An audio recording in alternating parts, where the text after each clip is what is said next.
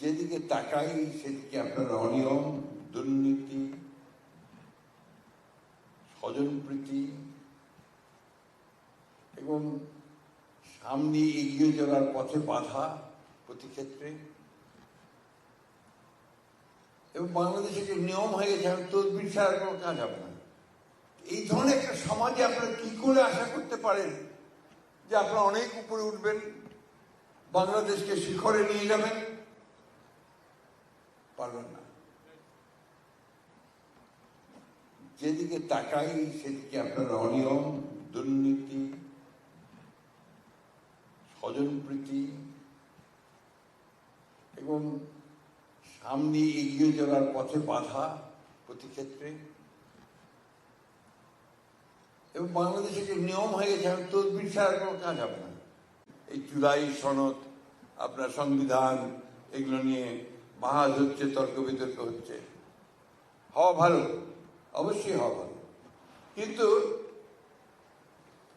অপপ্রচার, মিথ্যা এবং রাজনৈতিক উদ্দেশ্যে এগুলোকে ব্যবহার করার চেষ্টা, এটা কখনোই ভালো হতে পারে না।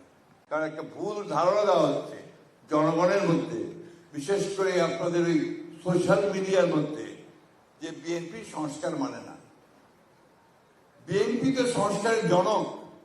আর ছাত্র রাজনীতি যদি আপনার সত্যিকার অর্থে ছাত্র রাজনীতির মতো না হয়, তাহলে সেটাকেও নিয়ন্ত্রণ করার চেষ্টা করে, না হলে এই জাতি বাঁচবে না। প্রিয় বন্ধুগণ, আজকে একটা সমাজ, এমন একটা সমাজ এই বিগত 15-16 বছরে ফ্যাসিস্ট আওয়ামী লীগ তৈরি করে এগিয়ে গেছে, যে সমাজটার তার সমস্ত যে এথিক্স, সেই এথিক্সকে হারিয়ে ফেলছে। আমি তো ধরেন এই ফ্যাসিস্ট হাসিনা চলে যাওয়ার পরে আমরা একটা ইন্টারিম গভর্নমেন্টের সময় ছিলাম, তখনও সরকারের ভেতরটা দেখতে পারিনি। এখন এই নির্বাচনের পরে সরকারে এসে সরকারের ভেতরে যত ঢুকছি, আমি আতঙ্কিত হচ্ছি যে আমরা কিভাবে এই রাষ্ট্র কাঠামোটাকে এই সমস্ত মানুষগুলো দিয়ে আটকে রাখবো। যেদিকে তাকাই সেদিকে আপনার অনিয়ম, দুর্নীতি, স্বজনপ্রীতি এবং সামনে এগিয়ে চলার পথে বাধা প্রতি ক্ষেত্রে। এবং বাংলাদেশে যে নিয়ম হয়ে গেছে, তদবির ছাড়া কোনো কাজ হবে না। যে কোনো ব্যাপার তদবির করতে যাও, এক মন্ত্রীকে দিয়ে অমুককে বলাও, অমুককে দিয়ে অমুককে বলাও, এগুলো আগে ছিল না। আমরা তো আগেও মন্ত্রী ছিলাম, সরকার চালিয়েছি। উই নেভার স ইট। এটা এই 15 বছরে হয়েছে।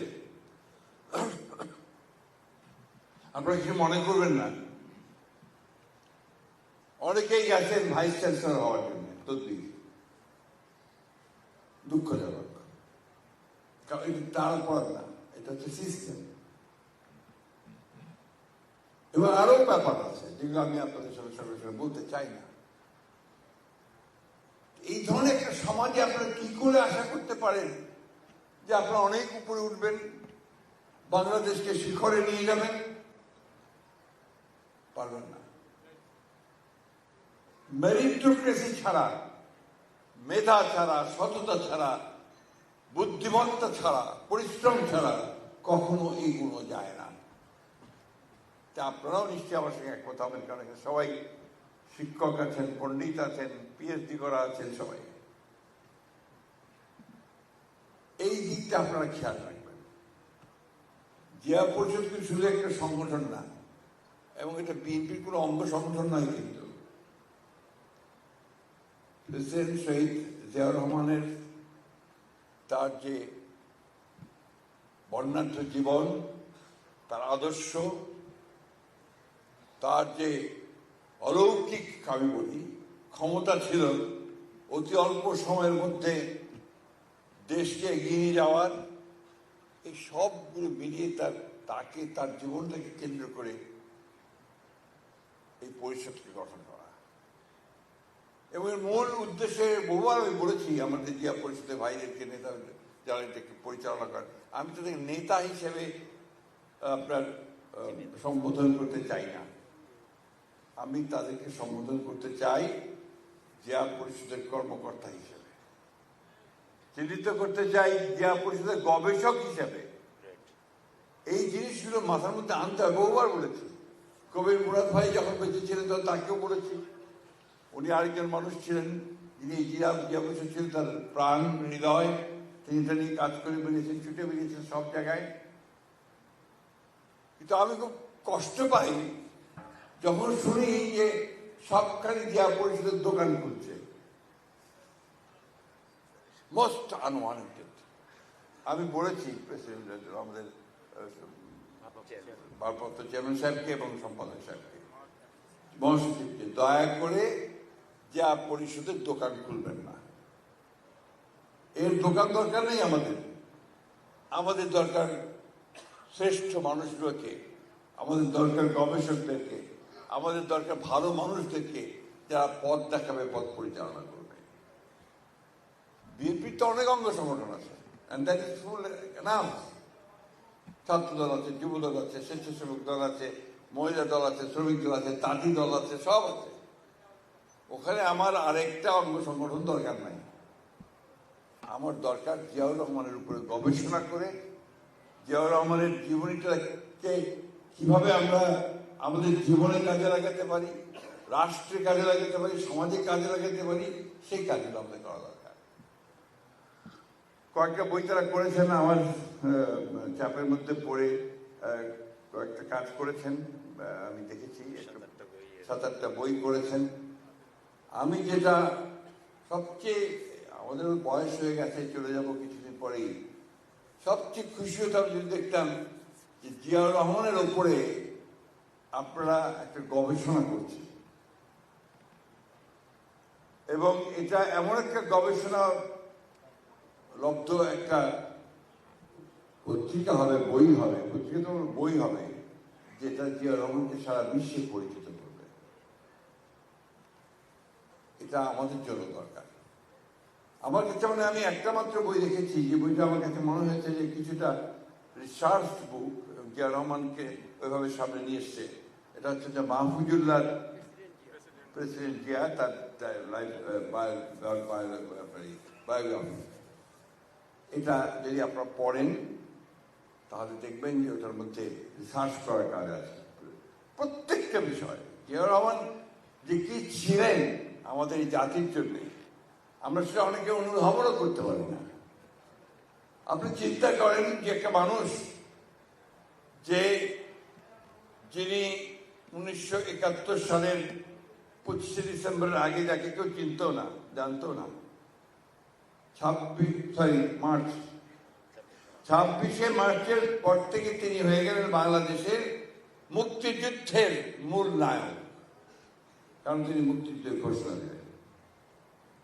তারপর থেকেই আমি এখন তো সময় নষ্ট করতে চাই না, এইটুকু বলতে চাই যে তারপরে তার ওই যুদ্ধের সময়টা, তার পরবর্তীকালে 1975 সালে সিপাহী জনতা বিপ্লবের মধ্য দিয়ে যখন তিনি রাষ্ট্র পরিচালনার দায়িত্ব নিলেন, তখন থেকে তার সাধারণ পরণ পর্যন্ত প্রতিটি দিন, প্রতি মুহূর্ত তার রাষ্ট্রের জন্য, সমাজের জন্য, মানুষের জন্য, এই বাংলাদেশের জন্য।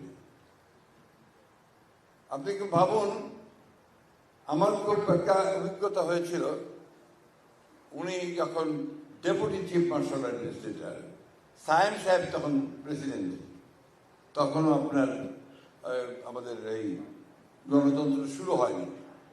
ওই সময়ে ফ্রন্ট তৈরি হয়েছে, ফ্রন্ট তৈরি হয়েছে চিফ মার্শাল অ্যাডমিনিস্ট্রেটর।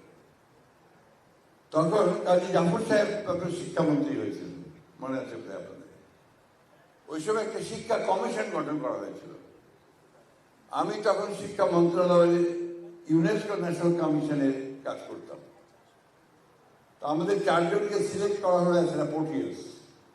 আমাদের সুযোগ হয়েছিল ওই অধিবেশনগুলোর প্রত্যেকটাতে অ্যাটেন্ড করা এবং রিপোর্টারের কাজটা করা। আমি প্রথম থেকে দেখলাম ওই কমিশনে কিন্তু আপনার বাংলাদেশের সব নাম করা শিক্ষাবিদ, আমলা, কবি, শিক্ষক, এই ধরনের মানুষেরা কিন্তু সেখানে, এমনকি রাজনীতিবিদ পর্যন্ত তার সদস্য ছিলেন। হাজি মোহাম্মদ দানেশ থেকে শুরু করে, এই যেটা ওবায়দুল্লাহ খান থেকে শুরু করে, আবুল ফজল থেকে শুরু করে সবাই ছিল এই কমিশনে। রিচ একটা কমিশন। সেখানে প্রতিদিন যখন আলোচনা হতো তখন প্রেসিডেন্ট জিয়া এসে বসতেন, একটা কথা বলতেন না, ওই ইউনিফর্ম নিয়ে এসে বসে নোট নিতেন। কায়দা সাহেব প্রেসাইড করতেন। মুজিবুল হক সাহেব ছিলেন তার সেক্রেটারি এডুকেশন, খুব জাতীয় মানুষ ছিল, সিএসপি। বোধ হয় এইভাবে 1 মাস চললো। আমি দেখলাম প্রতিদিন এসে তিনি শুধু নোট করেন। এরপরে তিনি কথা বলতে শুরু করলেন আস্তে আস্তে, এবং প্রত্যেককে প্রশ্ন করে করে করে তিনি জানার চেষ্টা করে তার মূল জায়গাটা আসার চেষ্টা করেন। সেই সময় তিনি ছাত্র নেতাদের সঙ্গেও বসতেন। তখন আপনার জাসদ ছাত্রলীগ, আজকে আমাদের মাহমুদ রহমান মান্না সাহেব, তিনি তখন ডাকসু বিপি, এদিকে ছাত্রদল, এদিকে আপনার জাসদ ছাত্রলীগ, এদিকে ছাত্রলীগ। ইউনিভার্সিটিতে তখন প্রচন্ড গোলমাল হয়, মাঝে মাঝে অস্ত্র বের হয়, অস্ত্রের ঝঞ্ঝানানি এইসব চলে, গোলাগুলি চলে। উনি একদিন মাহমুদুর রহমান মান্নাকেও তার দলবল নিয়ে ডাকলেন। আলোচনা করতে করতে উনি এসে বললেন যে আমি ঢাকা বিশ্ববিদ্যালয় থেকে অস্ত্র একদম নির্মূল করতে চাই, আপনি আজ ডাকসু ভিপি, আমাকে কি সাহায্য করবেন? মান্না বিপদে পড়ে গেল। একদিকে তার দল, একদিকে তার নেতৃত্ব, অন্যদিকে অত্যন্ত জেনুইন একটা বিষয় অস্ত্র নির্মূল করা। উত্তর বাংলা দিল যে আপনি যদি আন্তরিকভাবে করেন তাহলে আমি আপনাকে সাহায্য করব। উনি বললেন যে আমি গ্যারান্টি দিচ্ছি যে আমি 100% আমি আন্তরিকভাবে কোনো দিকে না থাকি আমি এটা করব। মান্না বাধ্য হলো সেটা মেনে নিতে। তারপরে তিনি যেটা করলেন, ছাত্রদল তখন শুধু শুরু হয়েছে, ছাত্রদলের নেতাদের কাছেও তখন কিছু অস্ত্র ছিল। তিনি সবাইকে, যাদের কাছে অস্ত্র ছিল, এটা বের করে তিনি সবাইকে ডাকলেন। দেখে বলেন পথ দুইটা, এক হচ্ছে আমি বিদেশে চাকরির ব্যবস্থা করবো, তোমরা চলে যাবে, অথবা কারাগারে যাবে, এর মাঝখানে কোনো পথ নেই। আজকে এই যে আপনার বিষয়গুলো, এই বিষয়গুলো আমাদেরকে রিসার্চ করে বের করে আনতে হবে, সামনে রিসার্চ করে বের করে আনতে হবে। ঢাকা বিশ্ববিদ্যালয়ে তিনি গেলেন, ওই জাসদ ছাত্রলীগের সমন্বয়রা তাকে ঢুকতে দেবে না, কালো পতাকা দেখাচ্ছে, ঢিল মারছে, ওর মধ্যে তিনি হেঁটে চলে গেলেন তাদের দিকে, গিয়ে বলে তোমাদের কি সমস্যা বড়, দেখে ঢিল এসে লাগলো মাথায়। তিনি পরোয়া করলেন না, তাদের মাঝখানে গিয়ে দাঁড়ালেন। এবং সেই দিনই ঢাকা বিশ্ববিদ্যালয়ের চেহারা পাল্টে গেল। দেখা গেল যে তার এক সাহসিকতার কারণে, তার সেই নির্ভীক, সে দৃষ্টান্ত স্থাপনের কারণে সমস্ত ছেলেরা গিয়ে তখন ছাত্রদলে যোগ দিতে শুরু করলো। সেই সময়টা ছিল বোধহয় ছাত্রদলের গোল্ডেন পিরিয়ড। সবচেয়ে মেধাবী ছাত্ররা তারা গিয়ে ছাত্রদলে যোগ দিতে শুরু করলো। এরপরে তিনি আরেকটা কাজ করলেন, যেটা আমি আজকে এখানে আলোচনা করছি এই জন্যে যে আপনারা এখানে সবাই শিক্ষিত মানুষ, উচ্চ শিক্ষিত মানুষ, ছাত্ররাও আছে। তিনি দেশের শ্রেষ্ঠ ছাত্রদের সিলেক্ট করলেন। প্রত্যেকটা পরীক্ষায় যারা ফার্স্ট সেকেন্ড হয় তাদেরকে তিনি একটা জাহাজে নিয়ে গেলেন। হিজবুল বাহার নিয়ে অপোজিশন লোকেরা অনেক কথা বলেছে। যারা হিজবুল বাহারে ছিল তারা জানে হিজবুল বাহারে কি ঘটনা ঘটেছিল। হিজবুল বাহার ছিল একটা ইউনিভার্সিটি, তিনি সেখানে সমস্ত বিশেষজ্ঞদের নিয়ে গিয়েছিলেন। বিশেষ করে আজকে যে ব্লু ইকোনমির কথা বলা হচ্ছে, এই ব্লু ইকোনমির ব্যাপারেও সেদিন তিনি, ওটা একটা বড় ঘটনা ছিল। তিনি সমুদ্র দেখিয়ে ছাত্রদের মধ্যে একদিকে তাদের হৃদয়কে সমুদ্রের মতো বড় করা, অন্যদিকে সমুদ্রে কি কি সম্পদ আছে তা জানার জন্য তিনি এই কাজটা করেছিলেন। এবং সেখানে যারা আজ পর্যন্ত যারা গেছে, আমি একদিনকেও দেখিনি যারা আমার ভক্তরা হয়ে গেছে। নিজাম সাহেব আমাদের এমপি এখন হুইপ, তিনি বক্তব্য রাখছিলেন পরশুদিন পার্লামেন্টে, সুন্দর বক্তব্য রেখেছেন। তিনি ছাত্রলীগ করতেন, কিন্তু যেহেতু তিনি ভালো ছাত্র ছিলেন, স্ট্যান্ড করেছিলেন, তার সুযোগ হয়েছিল হিজবুল বাহারে যাওয়ার। তিনি পার্লামেন্টেই বললেন যে আমি হিজবুল বাহারে যাওয়ার পরে সিদ্ধান্ত নিলাম যে আমি জিয়া রহমানের রাজনীতি করব। এটাই ছিল জিয়া রহমান। জিয়া রহমানের সঙ্গে আমাদের সম্পর্ক ছিল, আমারটা একটু ইনডাইরেক্ট। জিয়া রহমানের সময়ে যিনি উপপ্রধানমন্ত্রী ছিলেন এসে বাগিয়েটি সাহেব দিনাজপুরের, তার একান্ত সচিব, প্রাইভেট সেক্রেটারি হিসেবে কাজ করার সুযোগ আমার হয়েছিল। ফলে আমি ওই সময়ে বিএনপির গঠন, প্রেসিডেন্ট জিয়া রহমানের 19 দফা কর্মসূচি, তার বাস্তবায়নের চেষ্টা সবগুলো দেখার আমার সুযোগ হয়েছিল।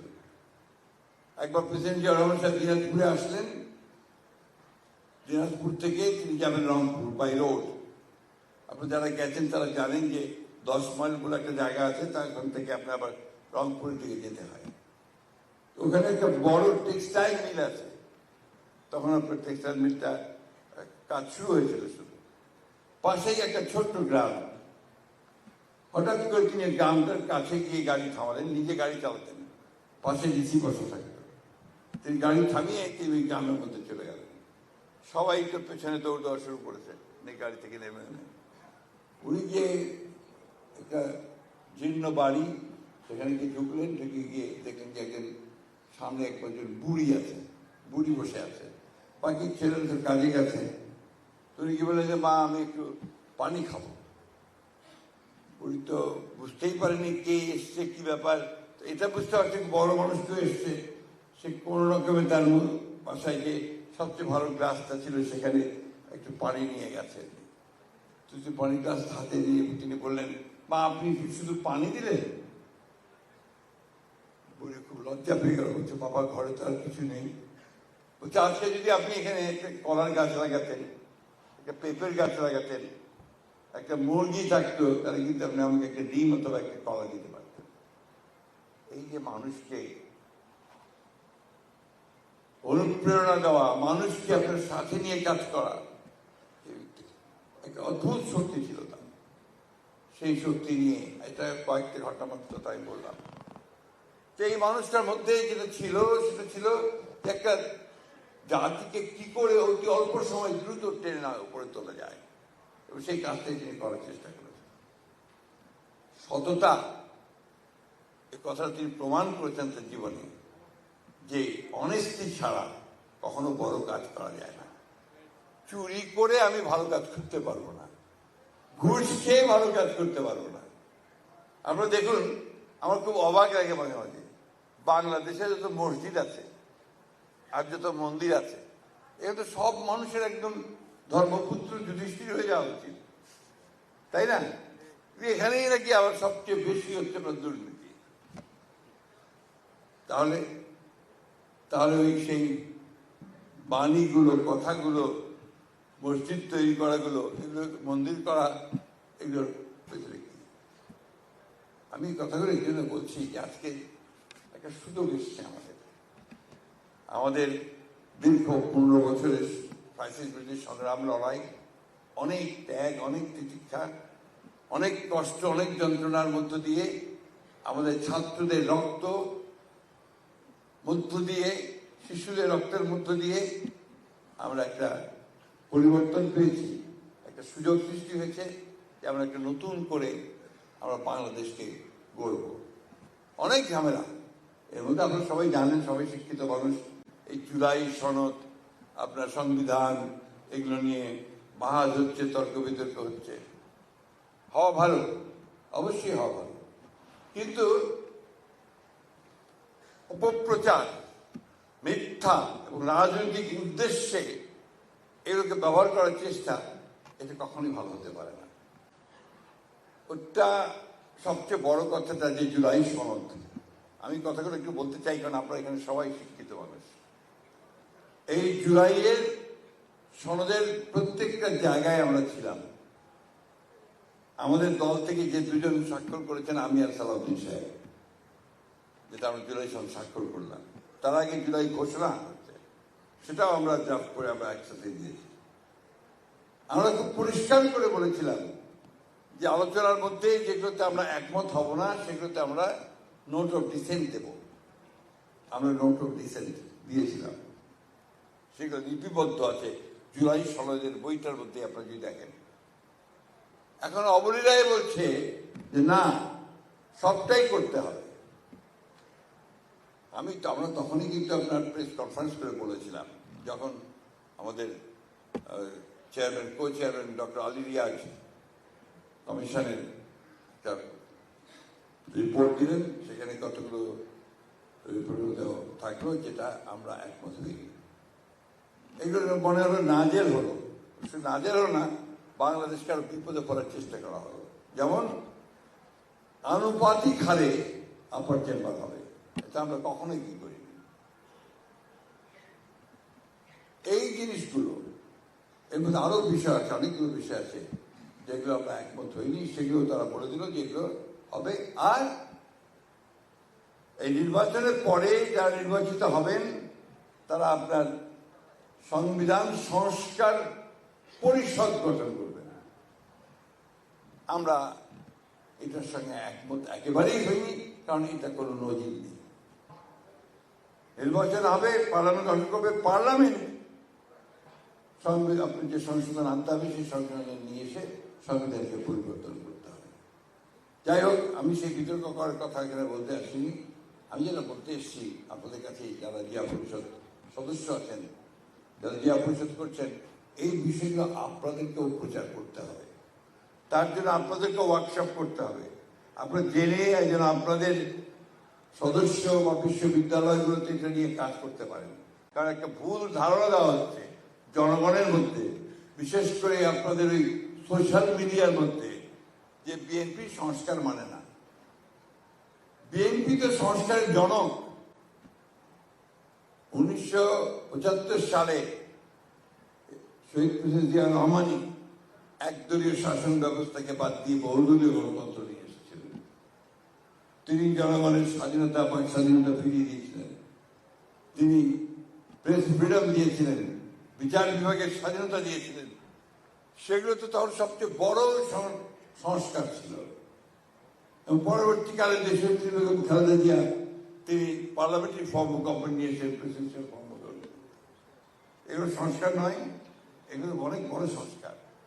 তারপরে কেয়ারটেকার গভর্নমেন্ট, আমরা প্রথমে রাজি হইনি বিভিন্ন কারণে, পরে আমরা দেখেছি যে জনমত এটা চায়, আমরা রাজি হয়েছি এবং নির্বাচন করে, স্পেশাল অধিবেশন করে, সারা অধিবেশন করে আমরা এই কেয়ারটেকার গভর্নমেন্ট যে আদেশ, যে বিধান, সেটা আমরা সব কনস্টিটিউশনের সাথে মিশ্রিত করেছিলাম। ভাইয়েরা, এরা সম্পূর্ণ মানুষকে ভুল বোঝার চেষ্টা করছে, আন্দোলন করছে। এখন আপনার জামাতের নেতৃত্বে 11 দল, তারা এটার উপরে আন্দোলন করছে। উদ্দেশ্যটা কি? উদ্দেশ্য হচ্ছে আবার বাংলাদেশকে ডিস্টেবিলাইজ করা, অস্থিতিশীলতার দিকে নিয়ে যাওয়া। আল্লাহর কাছে হাজার শুকর যে এই পার্লামেন্টের অধিবেশনের শেষ দিনে বিরোধী দলের নেতা বলেছেন যে তারা সহযোগিতা করতে চান এবং তারা পার্লামেন্টে এই সমস্যার সমাধান করতে চান। আমাদের মাননীয় আইনমন্ত্রী, তিনি আপনার একটা প্রস্তাব দিয়েছেন যে আসুন আমরা একটা সংবিধানের উপরে যে সংশোধন করব, তার জন্য একটা পার্লামেন্টারি কমিটি তৈরি করি। এই পার্লামেন্টারি কমিটির প্রস্তাব তিনি দিয়েছেন। বিরোধী দল বলেছে তারা চিন্তা করে জানাবে। আমি আশা করব যে তারা দ্রুত চিন্তা করে একটা নামগুলো দেবে এবং দ্রুতই এই সংবিধানের যে বিতর্ক শুরু হয়েছে, সেই বিতর্ক শেষ হয়ে এটা নিয়ে আমরা সামনের দিকে এগিয়ে যেতে পারব। আমরা এখন আর এফোর্ট করতে পারি না, আমরা বিভাজন এফোর্ট করতে পারি না, আমরা এখন এই অযথা তর্ক বিতর্ক এফোর্ট করতে পারি না। আমাদের লক্ষ্য এখন একমাত্র হওয়া উচিত যে আমাদের অর্থনীতি সেটাকে ধ্বংস করে দিয়ে গেছে ফ্যাসিস্ট আওয়ামী লীগ হাসিনা। কিচ্ছু নেই অর্থনীতির আপনার, লক্ষ লক্ষ কোটি টাকা দেনা, আপনারা জানেন সবাই, এমনকি ভালো কম জানেন না, 80 লক্ষ কোটি টাকা দেনা আমাদের। কোনো দিকে যাওয়া যায় না, কাজ যে করবেন সে কাজের টাকা কোথাও নেই, সব অচল হয়ে আছে। আজকে এই অবস্থা থেকে যদি আমাদেরকে বেরিয়ে আসতে হয় তাহলে আমাদের সবচেয়ে বড় দরকার হবে জাতীয় ঐক্য, যেটা শহীদ প্রেসিডেন্ট জিয়া রহমান সাহেব একসঙ্গে সবসময় কথাটাই বলতেন। বেগম খালেদা জিয়া ওই কথা বলেছেন, আজকে আমাদের নেতা তারেক রহমান তিনি একই কথা বলছেন, বারবার বলছেন। আমাদের সৌভাগ্য যে আমরা ওই আপনারা যাই বলেন নাকি, যেভাবে চিহ্নিত করেন, পারিবারিক বলেন আর যাই বলেন, কিন্তু এটা তো বাস্তব কথা যে নেতা হিসেবে জনগণের কাছে গ্রহণযোগ্য তো হয়েছে তো এরাই। শহীদ প্রেসিডেন্ট জিয়া রহমানের মৃত্যু দিয়ে, তার জানাজা দিয়ে সেটা প্রমাণিত হয়েছে। ঠিক একইভাবে দেশনেত্রী বেগম খালেদা জানাজাতেও সেটা প্রমাণিত হয়েছে যে এই দেশের মানুষ সত্যিকার অর্থেই যদি কাউকে তারা নেতা হিসেবে মেনে থাকে, ভালোবাসায় দিয়ে মেনে থাকে, শহীদ প্রেসিডেন্ট জিয়া রহমান এবং আমাদের দেশনেত্রী বেগম খালেদা জিয়া। কি অভাবনীয়! আমি বিস্মিত হয়ে দাঁড়িয়ে দাঁড়িয়ে দেখছিলাম যে লক্ষ লক্ষ মানুষ তারা আপনার নিয়ম করে লাইনে দাঁড়াচ্ছে, কাতারে দাঁড়াচ্ছে, কোথাও কোনো শব্দটি নেই। অথচ আমাদের অন্যান্য মিটিং যখন হয় তখন কত রকমের স্লোগান, কত রকমের কথা, ধাক্কা ধাক্কি হয়, একটা শব্দ নেই কোথাও। যখন জানাজা শুরু হলো, গোটা ঢাকা পিন ড্রপ সাইলেন্স। এটা অভাবনীয়।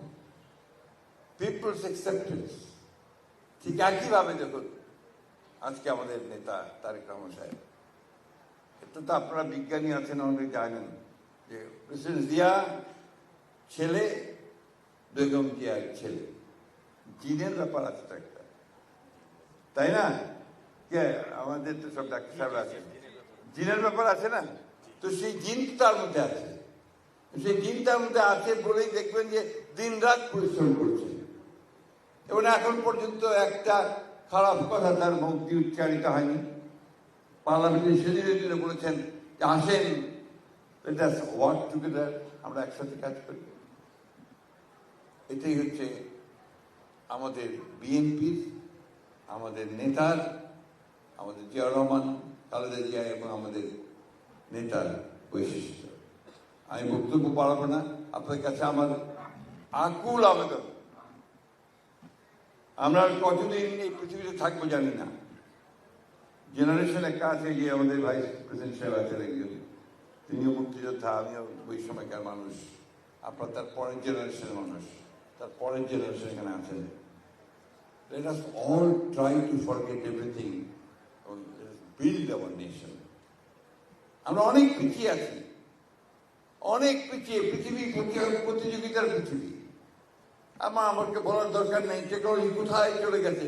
এআই দিয়ে এখন সবকিছু হয়, আর্টিফিশিয়াল ইন্টেলিজেন্স। আজকে দেখলাম আমেরিকার সিদ্ধান্ত নিয়েছে তাদের মিলিটারিকে তারা এআই দিয়ে সমৃদ্ধ করবে, একটা আছে যতটুকু আছেন আরো বেশি করবে। তার অর্থ হচ্ছে যে এখন আপনাদেরকে আমাদেরকে ওইভাবে যদি এগুতে না পারি তাহলে আমরা একদম পেছনে পড়ে থাকি। পেছনে পড়ে থাকা মানে কি, আপনি যেভাবে ব্যবহার করতে চাইবে ওই শক্তিগুলো সেইভাবে ব্যবহৃত হবো। এই জন্য আমাদের যে মেধা কম আছে তা নাই, কিন্তু আপনি দেখেন আমাদের ছেলেরা বাইরে গিয়ে কত ভালো করছে। এমনকি এখানে যারা আপনারা আছেন, আপনারা তো মেধা দিয়ে এসছেন, ওই মেধার চর্চাটা আমরা করি, আমরা ওইভাবে মেরিটোক্রেসিকে সবচেয়ে প্রাধান্য দিয়ে আমরা এগিয়ে। আর সেখানে আমরা বিশেষ করে বিশ্ববিদ্যালয়গুলোতে আমরা দয়া করে দলবাজি করেন না। এখানে মেধা দিয়ে শিক্ষক রিক্রুট করেন, মেধার ভিত্তিতে ছাত্র রিক্রুট করেন। আর ছাত্র রাজনীতি যদি আপনার সত্যিকার অর্থে ছাত্র রাজনীতির মতো না হয় তাহলে সেটাকেও নিয়ন্ত্রণ করার চেষ্টা করেন, না হলে এই জাতি বাঁচবে না, ঠিক না। আমি নিজে ছাত্র রাজনীতি করা মানুষ, আমার রাজনীতির চেতনার সৃষ্টি হয়েছে আপনার ছাত্র রাজনীতি থেকে। কিন্তু আমি আজকে এই কথা বলতে বাধ্য হচ্ছি, এটাকে যদি আপনারা সঠিক কাজে প্রবাহিত না করতে পারেন, এটা বাংলাদেশের বহু ক্ষতি করেছে অতীতে, আর ক্ষতি হতে দেবে।